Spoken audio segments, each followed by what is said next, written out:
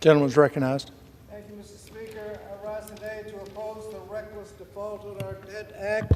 Unfortunately, those on the other side of the aisle have taken the full faith and credit of the United States hostage and has offered a terrible deal for the American people. Either they'll inflict cruel cuts on vital programs for working families, or they'll destroy the economy.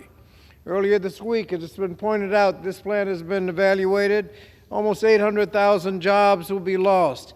And when they say the cuts aren't that bad, well, tell that to 200,000 children who lose access to Head Start, 100,000 parents who lose access to child care, the 26 million students who are in Title I schools who will get cuts in funding, or 6.6 million students who lose money in Pell Grants, or the tens of millions who lose the funding for the student debt relief that's been promised. These spending cuts are necessary, frankly, to pay for the Republican tax cuts that weren't paid for at the time.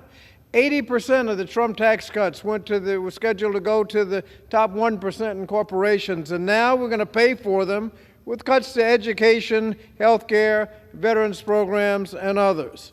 I get tired of being lectured by the Republicans when it comes to fiscal responsibility, because we know that every Republican presidential administration since Nixon has left office with a worse deficit situation than they inherited, and every Democratic administration since Kennedy has left office with a better deficit situation than they inherited. And so Democrats are ready to act to prevent a devastating economic default, just as we did 3 times under the Trump administration with little fanfare. President Biden and Democrats have already significantly cut the deficit, and we're willing to do more, but we want to do it in a way that is responsible and helps families. This bill hurts families, and we need to oppose the bill.